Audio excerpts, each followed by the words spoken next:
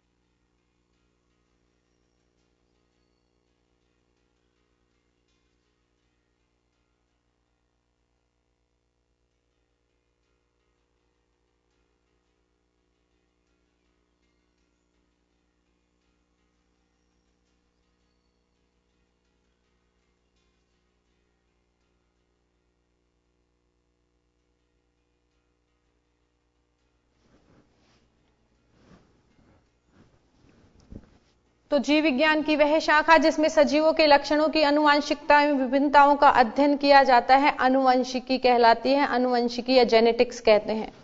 Genetics शब्द का सर्वप्रथम प्रयोग किया गया था बैटसन द्वारा। जेनेटिक्स शब्द की उत्पत्ति ग्रीक भाषा के शब्द जीन द्वारा हुई है। सजीवों में लैंगिक जनन की क्रिया के समय युग्मकों द्वारा विभिन्न लक्षणों का पीढ़ी दर पीढ़ी, विभिन्न लक्षण पीढ़ी दर पीढ़ी, एक पीढ़ी से दूसरी पीढ़ी में संचरण होता रहता है। इन लक्षणों को आनुवांशिक लक्षण कहते हैं। आनुवांशिक लक्षणों का जनक पीढ़ी से संतति पीढ़ी में संचरण ही क्या कहलाती है? वंशागति, हेरिडिटी। तो दो शब्द आ रहे हैं हमारे पास, एक तो जेनेटिक्स, एक हेरिडिटी। जेनेटिक्स की खोज या सर्वप्रथम प्रयोग किया था बैटसन ने और हेरिडिटी शब्द का प्रतिपादन किया था स्पेंसर ने।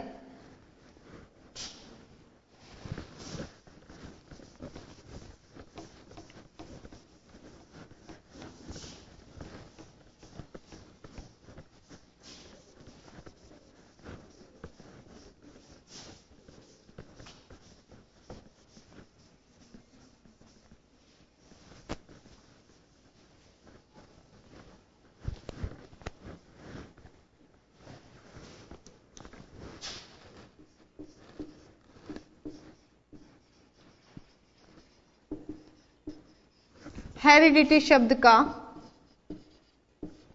प्रतिपादन स्पेंसर, वैज्ञानिक है ये, स्पेंसर ने किया। किसने किया बच्चों? स्पेंसर ने।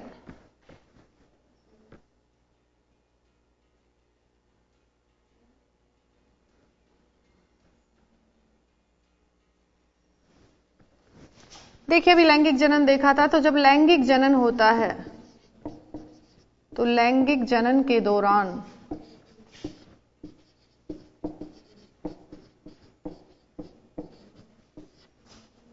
जीन विनिमय, जीन का एक्सचेंज होता है, क्रॉसिंग ओवर होता है। जीन विनिमय के कारण, जीन विनिमय के कारण एक ही जाति के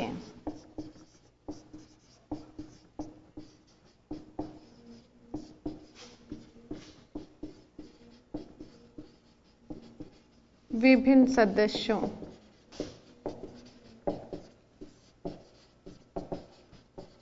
के मध्य लक्षणों में अंतर आ जाता है।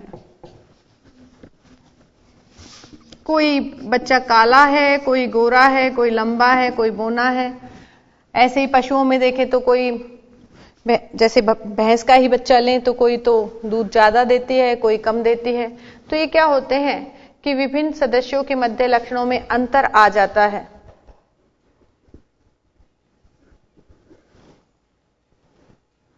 और इस अंतर के कारण विभिन्नता आ जाती है।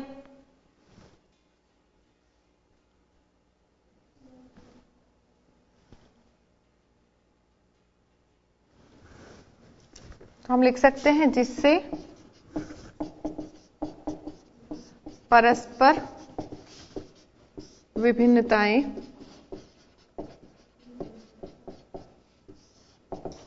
पाई जाती हैं।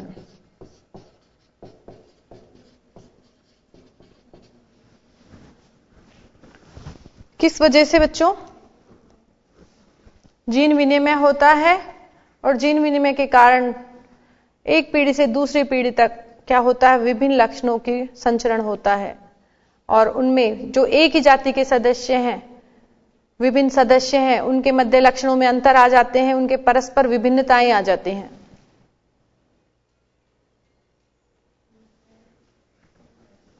तो हेरिडिटी शब्द का प्रतिपादन स्पेंसर ने किया। लैंगिक जनन जब होता है तो लैंगिक जनन के दौरान जीन विनिमय होता है और जीन विनिमय के कारण ही एक ही जाति के विभिन्न सदस्यों में परस्पर विभिन्नताएं पाई जाती हैं।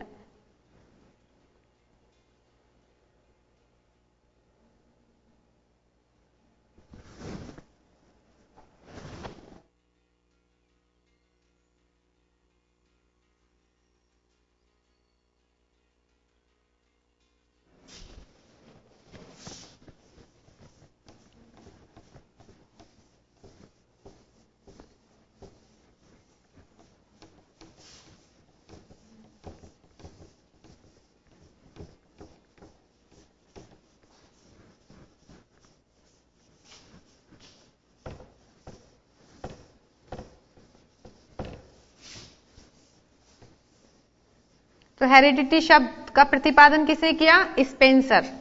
और जेनेटिक्स बैटसन। और इसमें आनुवंशिकी की परिभाषा आपने देखी है। तो मेन अभी जो इसमें क्वेश्चंस बन रहे हैं यही बन रहे हैं।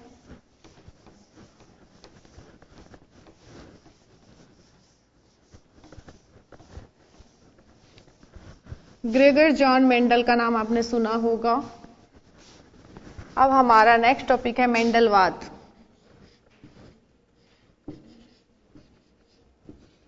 मेंडलवाद।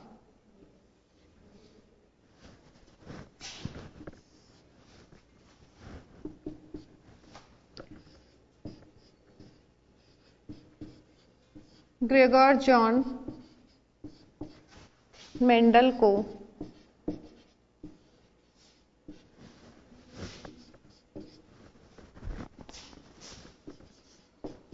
जेनेटिक्स या आनुवंशिकी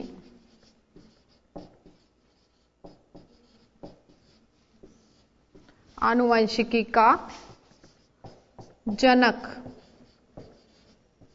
कहा जाता है।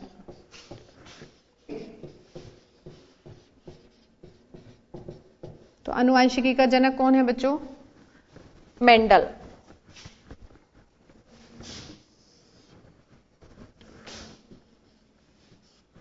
तो आनुवंशिकी का जनक कौन कहलाते हैं? Gregor John Mendel.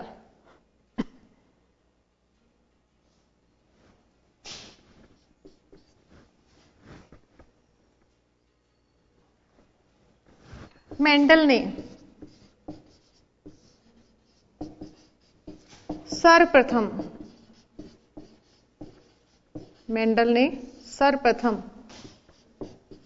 पादपों में वंशागति के नियमों का प्रतिपादन सबसे पहले पादपों में वंशागति के नियम मेंडल ने दिए थे। तो मेंडल ने सर्वप्रथम पादपों में वंशागति के नियमों का प्रतिपादन किया।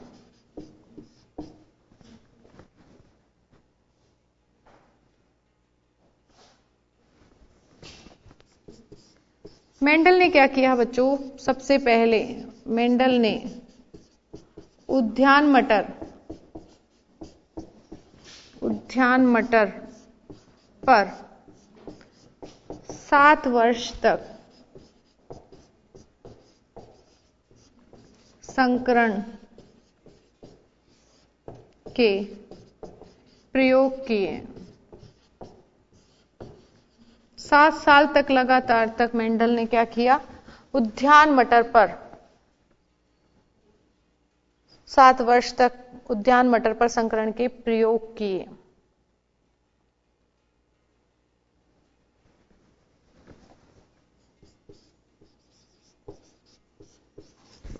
इन प्रयोगों के निष्कर्षों को 1865 में, कब बच्चों? 1865 में Brunn society of natural history, Brunn society of natural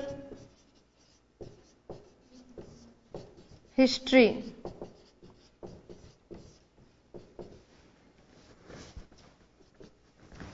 के समक्ष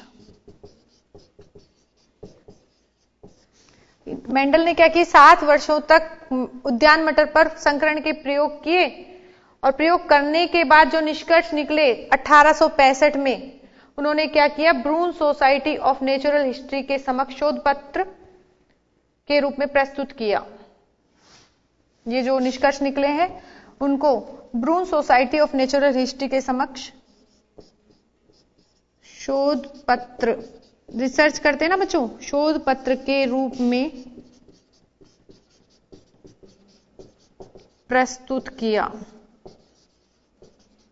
7 वर्ष तक मटर के पौधे पर प्रयोग किए और वो निष्कर्ष निकाले। उन निष्कर्षों को कहां पर भेजा शोध पत्र के रूप में? Brunn society of natural history में 1865 में इन्होंने शोध पत्र के रूप में उनको प्रस्तुत किया। जब इस सोसाइटी के सामने इसे प्रस्तुत किया गया तो इस सोसाइटी ने अपनी वार्षिकी निकाली और उस वार्षिकी में पादप संकरण पर प्रयोग नामक शीर्षक से इसको प्रकाशित किया।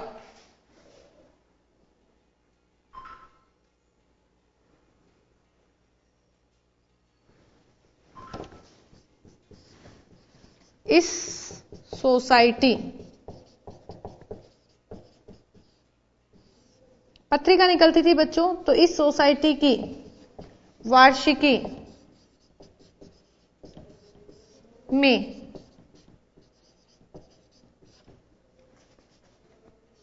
इसको पादप संकरण पर प्रयोग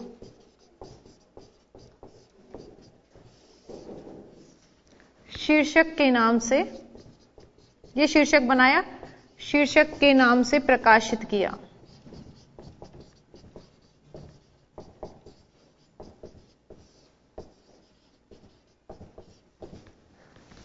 देखिए बच्चों, उद्यान मटर पर 7 साल तक मेंडल ने अपने संकरण के प्रयोग किए हैं और इन प्रयोगों से निष्कर्ष निकाला। 1865 में Brunn society of natural history के समक्ष शोध पत्र के रूप में इन निष्कर्षों को प्रस्तुत किया। और इस सोसाइटी ने क्या किया कि अपनी वार्षिकी में पादप संकरण में प्रयोग नामक शीर्षक से इन निष्कर्षों को क्या किया? प्रकाशित किया।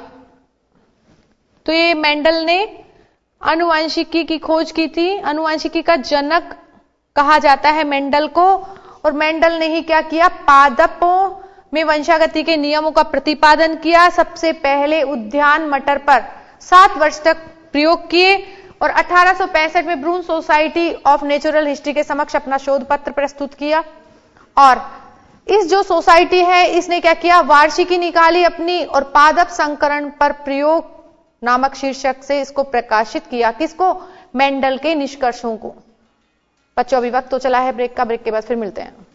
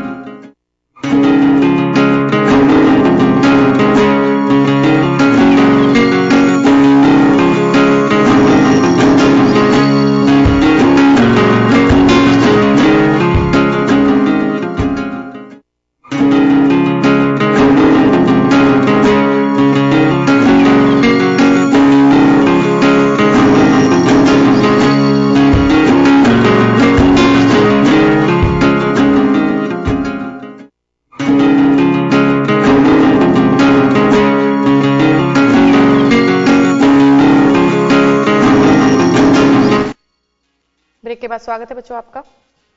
तो अभी हम देख रहे थे मेंडलवाद, आप इन्हें नोट कर लीजिए।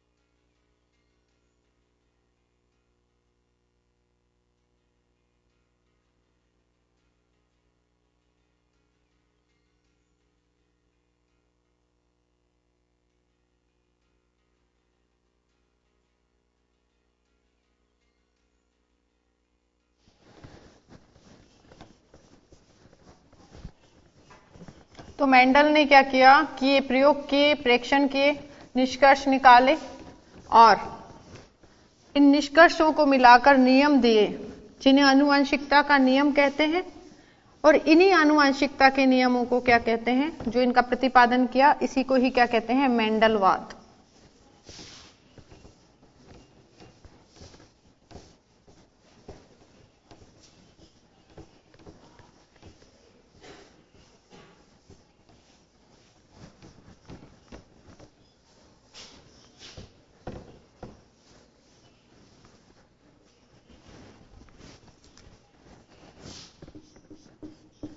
मेंडल ने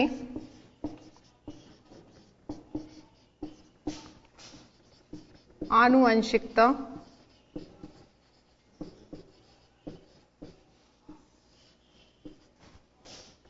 के नियमों, आनुवंशिकता के नियमों का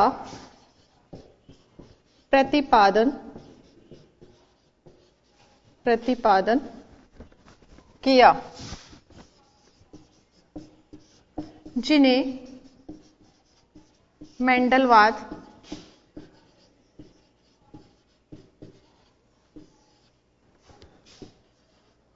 कहा जाता है।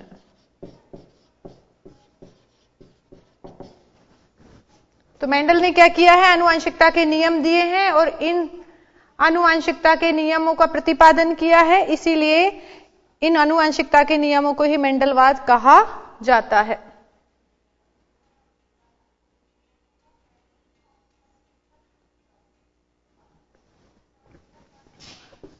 अब मेंडल सफल कैसे रहे? तो मेंडल की सफलता के कारण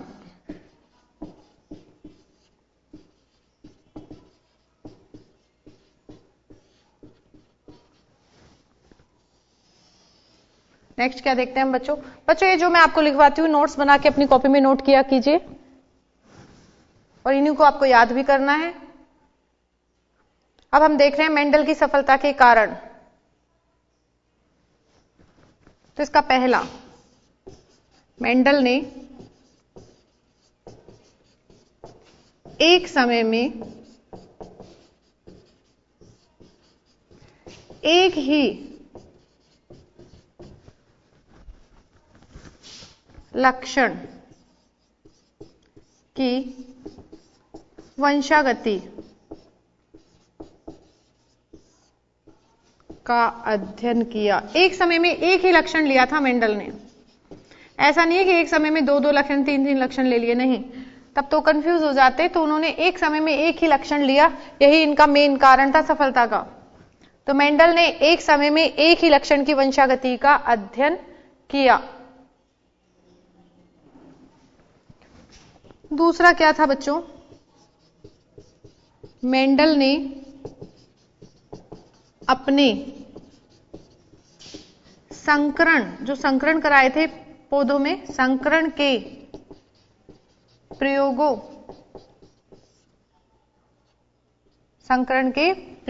के आंकड़े, सांख्यिकी आंकड़े, स्टैटिस्टिकल जो उनके वो थे, सांख्यिकी आंकड़े सावधानी पूर्वक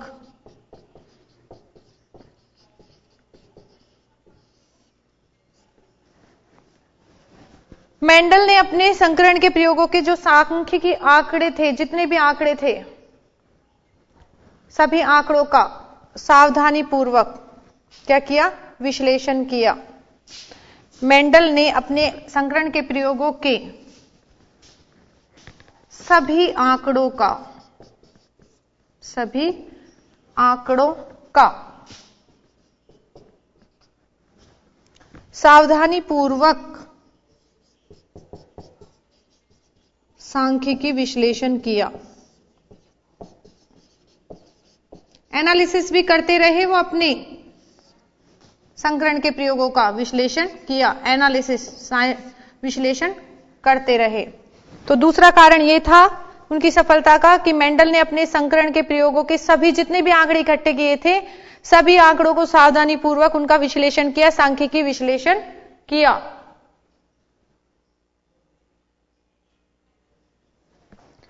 अब देखिए सबसे महत्वपूर्ण जरूरी चीज क्या थी कि मेंडल ने अपने प्रयोग के लिए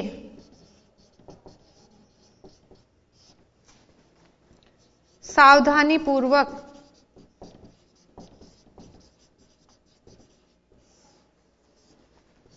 पादप का चयन किया, पादप का चुनाव किया कि कौन सा प्लांट लेना है। तभी तो उद्यान मटर लिया था, पादप का चुनाव किया। तो मेंडल की सफलता के 3 कारण रहे हैं।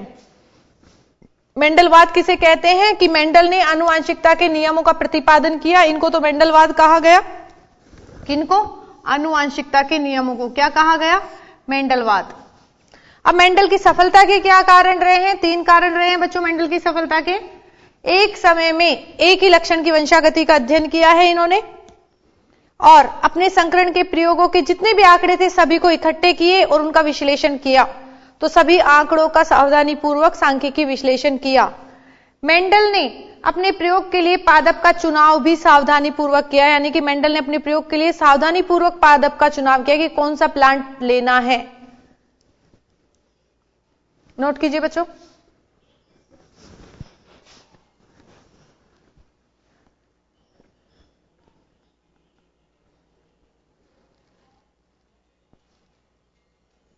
तो अगर आपसे पूछ लिया जाए कि मेंडल ने कौन से पादप का चुनाव किया?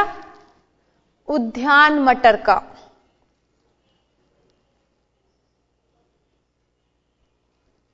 मेंडल की सफलता के 3 कारण बताइए कौन कौन से हैं? तो ये तीनों कारण आप मेंडल की सफलता के कारण बताएंगे, याद करेंगे आप इन्हें, नोट कीजिएगा।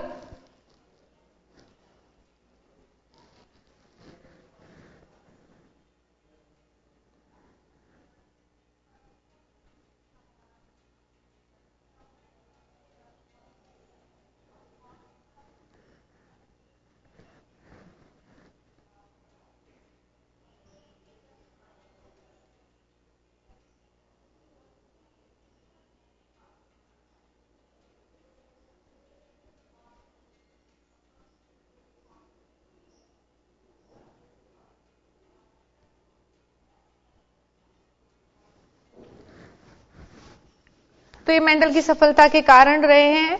और मेंडल ने कौन से पौधे का चयन किया है? उद्यान मटर का।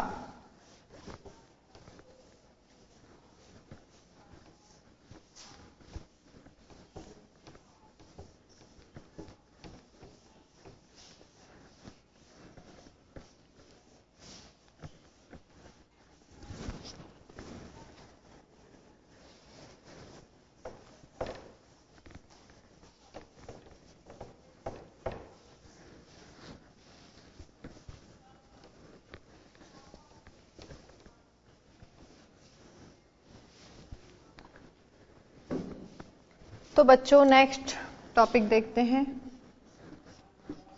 मटर के पादप का चयन।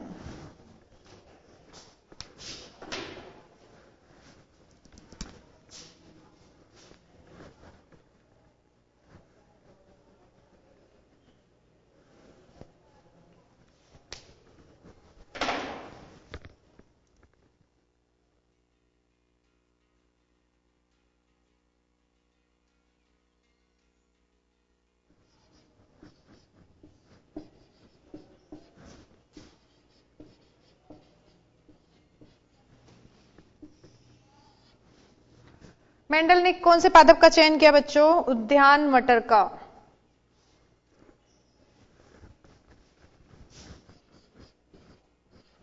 मेंडल ने अपने प्रयोगों के लिए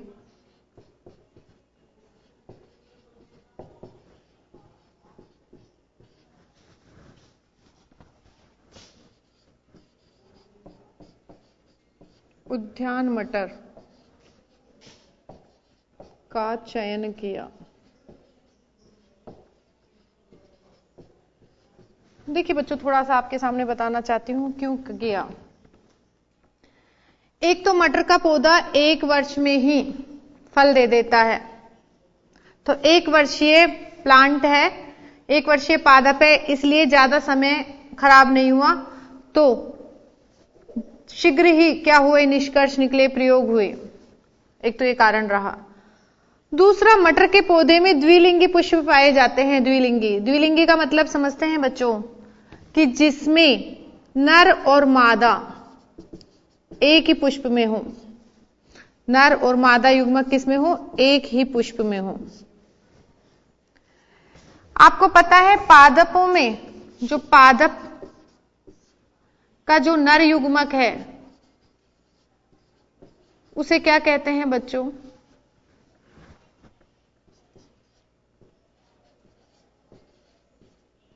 पुंकेसर। और मादा युग्मक है उसको क्या कहेंगे बच्चों? स्त्री केसर।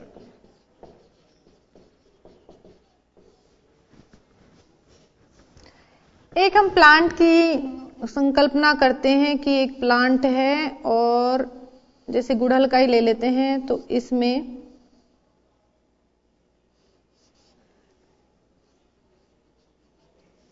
ये भाग है और इसे स्त्री केसर कहते हैं। और स्त्री केसर के साइड में क्या लगे होते हैं? आपने देखा होगा पीले पीले से फूल होते हैं और ये लगे होते हैं पीले पीले पुंकेसर।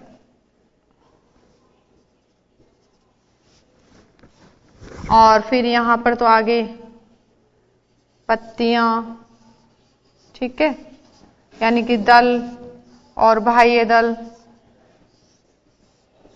बीजांड वगैरह पाए जाते हैं। तो हम पादप में नर युग्मक कौन सा है? पुंकेसर। और मादा युग्मक कौन सा है? स्त्री केसर। जिस पुष्प के अंदर नर और मादा दोनों युग्मक पाए जाते हैं वो होते हैं द्विलिंगी पुष्प। तो मटर का पौधा ऐसा ही था, उसमें नर और मादा युग्मक दोनों ही थे। दोनों होने के कारण क्या हुआ कि जो ये, अगर हम पुंकेसर की बात करें तो ये पुंकेसर है और इसमें होता है ये परागकोश, ये परागकोश है, परागकोश। और परागकोश के अंदर पाए जाते हैं बच्चों छोटे छोटे पराग कण। क्या पाए जाते हैं? पराग कण। और ये होती है इसकी पूतंतु।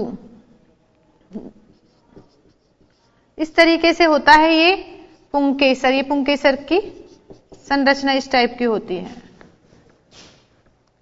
और अगर स्त्री केसर की बात करें तो स्त्री केसर में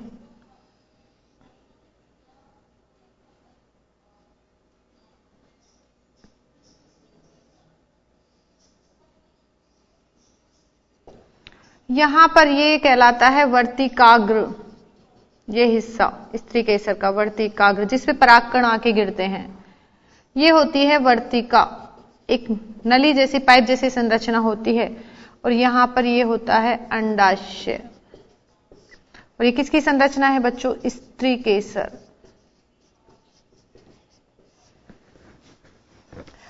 अब जो मटर का पौधा था उसमें पुंकेसर और स्त्री केसर एक ही प्लांट, एक ही पुष्प के अंदर थे।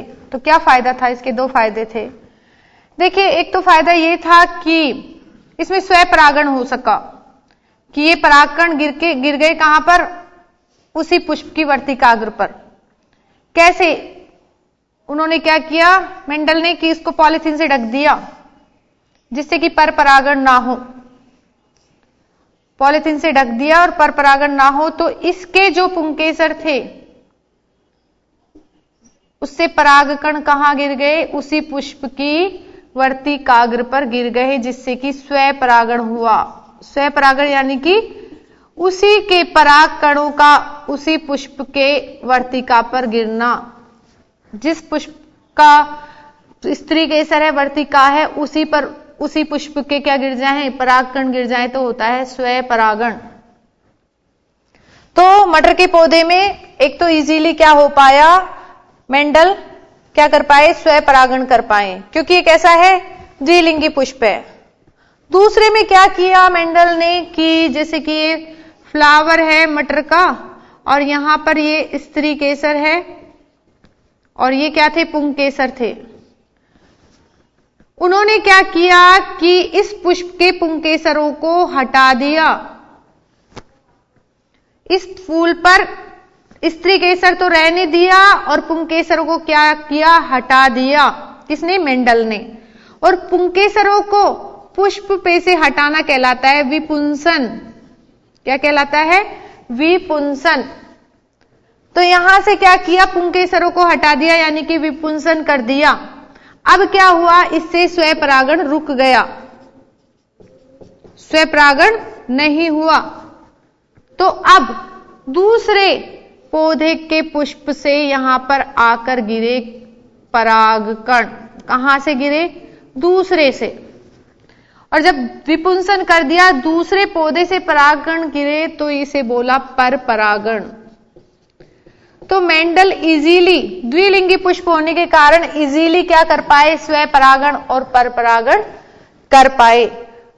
तो एक तो ये था कि 1 वर्षीय पौधा था, दूसरा इसमें स्वपरागण कर पाए द्विलिंगी पुष्प होने के कारण, परपरागण कर पाए, और 3 तो ये हो गए। चौथा क्या था कि मटर के पौधे में 7 विपर्यासी लक्षण होते हैं, जिसके कारण भी क्या हुआ?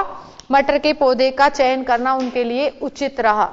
बच्चों अभी समय हो चला है, नेक्स्ट टर्न पे नेक्स्ट टॉपिक के साथ मिलते हैं। Thank you.